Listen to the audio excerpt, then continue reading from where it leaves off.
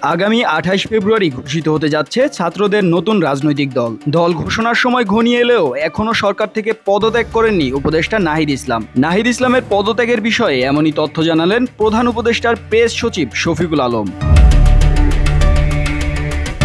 ২৪ ফেব্রুয়ারি রাজধানীর foreign service একাডেমিতে আয়োজিত এক ব্রিফিংয়ে তিনি বলেন, উপদেষ্টা নাহিদ ইসলাম এখনও পদত্যাগ করেননি। নতুন রাজনৈতিক দল গঠন সহ অন্যান্য বিষয় নাহিদ ইসলামের ইচ্ছায় হবে, এটাতে সরকার কোনো মন্তব্য করতে চায় না। এদিকে ২৩ ফেব্রুয়ারি সন্ধ্যায় প্রধান উপদেষ্টা ডক্টর মোহাম্মদ ইউনূসের সঙ্গে সাক্ষাৎ করেন নাহিদ ইসলাম। এরপর থেকেই গুঞ্জন আরও তীব্র হয়েছে। উপদেষ্টা নাহিদের গাড়িতে রাষ্ট্রীয় পতাকা না থাকায় বাতাসে গুঞ্জন ওঠে তিনি পদত্যাগ করেছেন।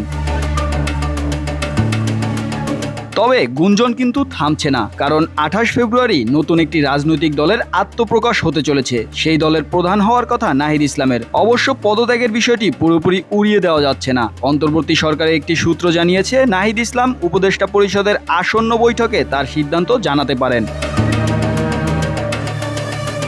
নতুন দল আত্মপ্রকাশে বাকি আর মাত্র দিন তিনেক। জানা যায় এই দলে প্রথম সারির মূল একটি পদেই থাকছেন নাহিদ ইসলাম। সরকারে থেকে রাজনৈতিক দলে যোগ দেবেন না, এমনটা জানিয়েছিলেন আগেই। সেক্ষেত্রে ছাত্রদের নতুন দলে যোগ দিতে তাকে ছাড়তে হবে সরকারের উপদেষ্টা পদ। তবে কবে তিনি সে পদ ছেড়ে দিচ্ছেন সে বিষয়টি এখনও স্পষ্ট জানা যায়নি।